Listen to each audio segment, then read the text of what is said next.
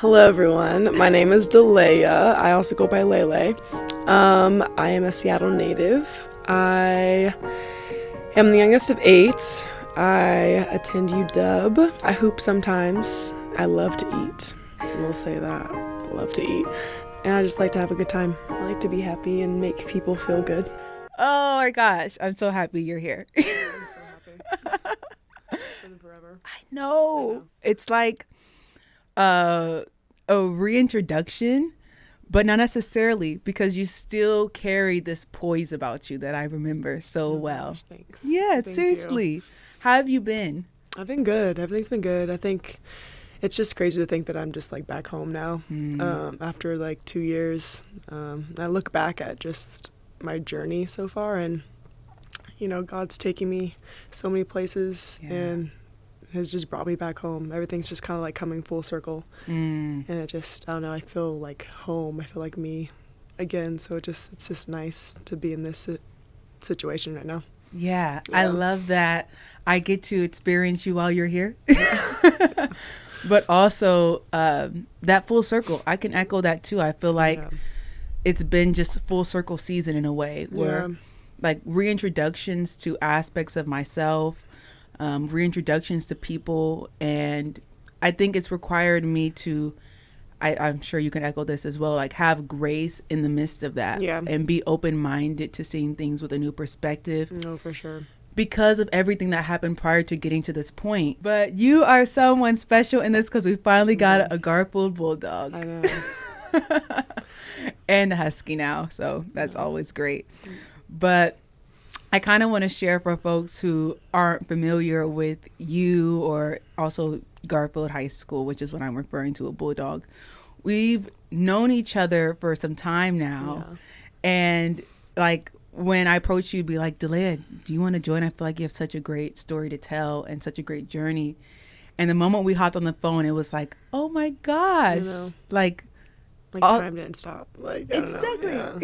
And just memories came to mind of high school, but also just hearing you evolve, both of us, into women from adolescence, but also like our journeys since Garfield, and how fulfilling it was to hear that yours has been one of ultimate elevation, but it hasn't been linear. Yeah, I'd say that too.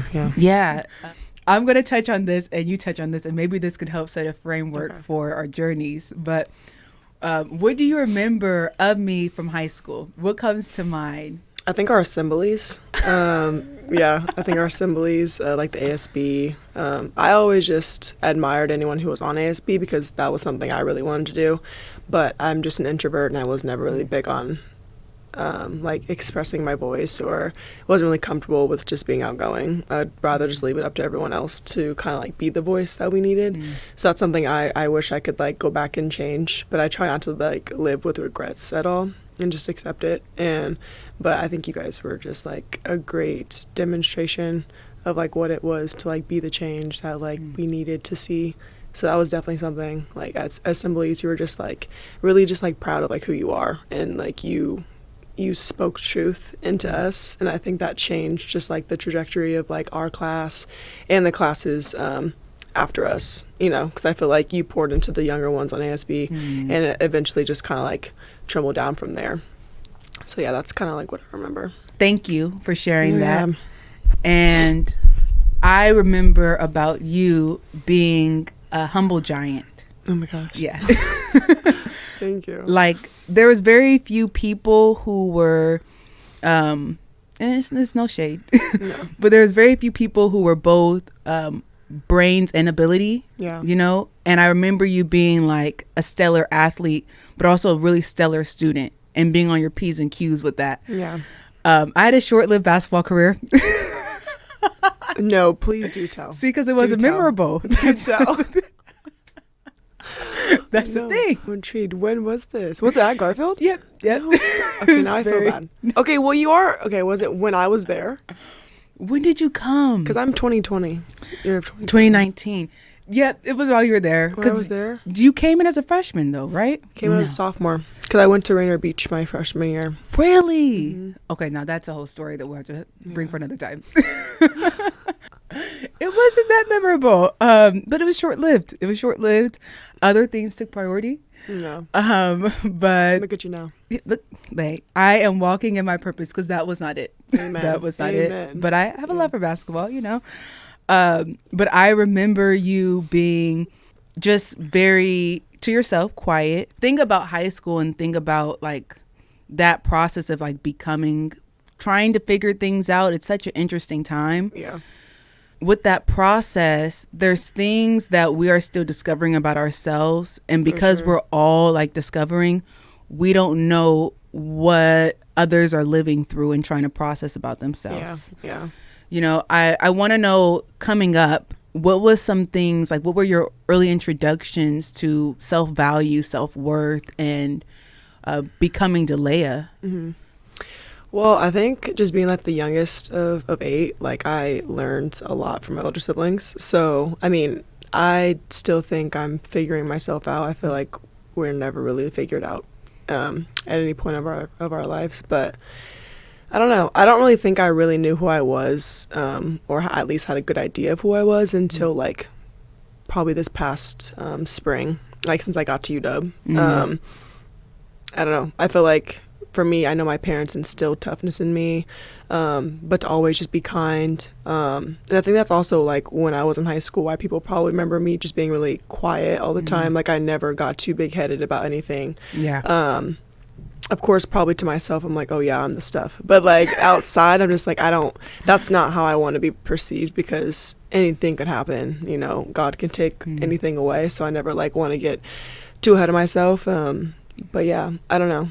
I think just, always being kind and to never be afraid of like going after like what you want. And I'm still working on that. That's never really been something that I've like mastered. Like I wish I was, more just like ambitious and, seeing the world in like a bigger lens. But sometimes I feel like I'm just like so like tunnel vision that like basketball is the only thing for me, when I feel like I have so much more to offer this world. So like I'm still figuring myself out in that way. And yeah, but I don't know. I feel like my values are still changing, and I think that's okay. Like, yeah. I think it changes like with your environment too, and people help you realize like what is important and like what things aren't really important anymore. And I think I don't really put things on a pedestal like I used to. So yeah, I guess I could say that. First of all, the youngest of 8, kudos to you. That's a tribe. Yeah. I did not know that. I'm a baby girl of 4. Oh my gosh. Yeah, so I'm third of 4. Okay, love that. But that's no comparison. No, it's still a lot. It's still a lot. So kudos to you, but it is, I could imagine, trying to find your beat in that flow. But it makes sense why you have a team mentality, you know?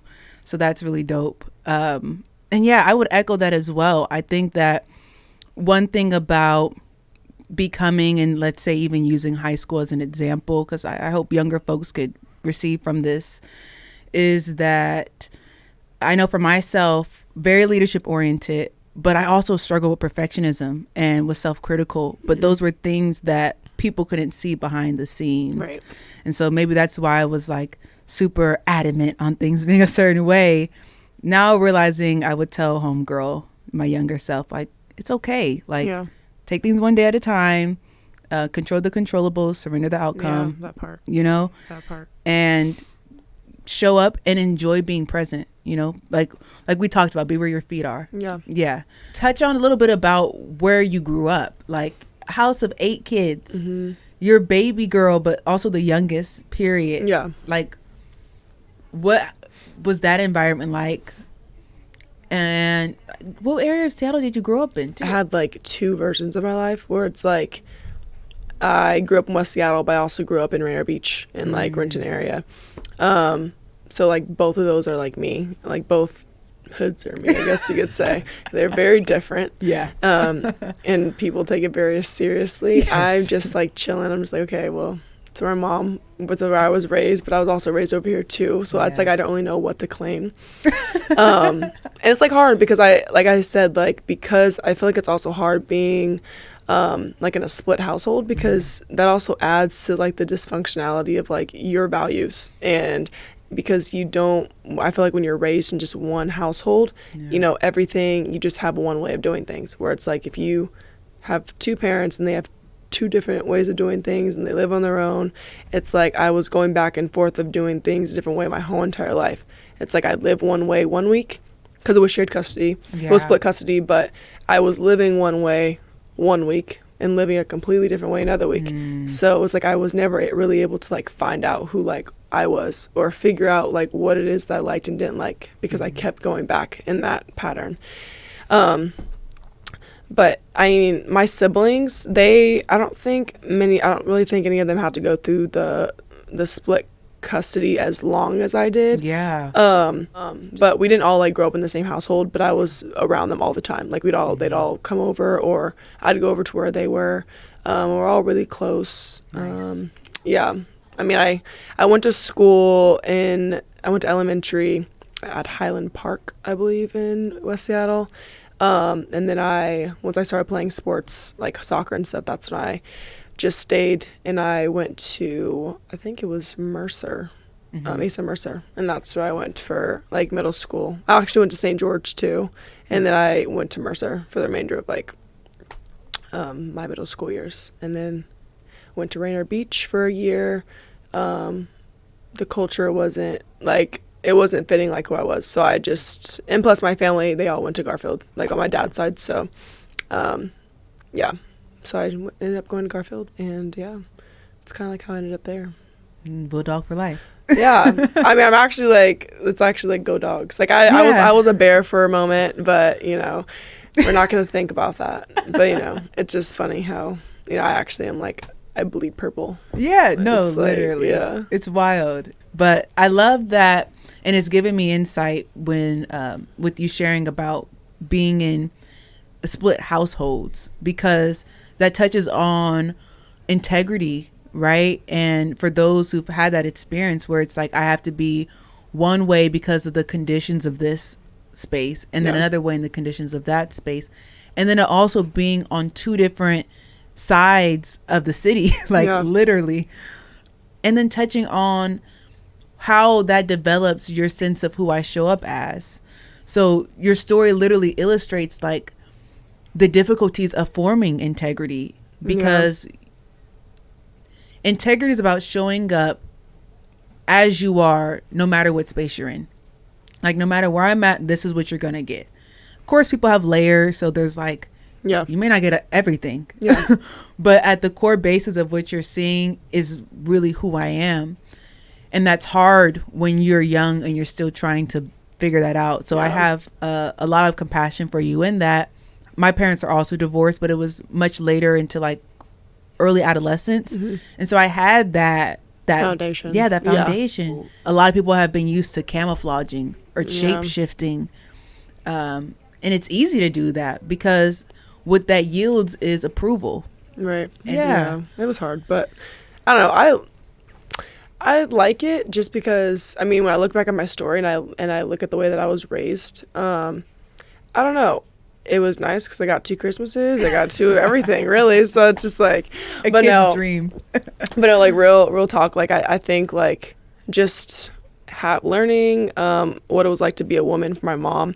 And sometimes I feel like you don't get the full version of your parent when they're together sometimes, because they're having to conform to each other's values sometimes. So it's like they don't always feel as if they can like be real with you to the extent that they want to be, because like that would be disrespecting your father. Like, this is like, we're married, like, like, but it's like, because my parents, they were never married to begin with, but it's like because they weren't together anymore, it's like my mom could actually be real with me about everything.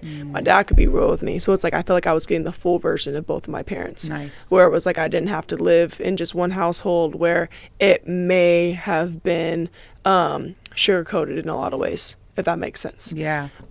So if it's healthy, it shouldn't have to be. It shouldn't have to be. Yeah. But it's like in some situations I realized that I had like friends who were in environments like that, and they didn't really get to know their parents or experience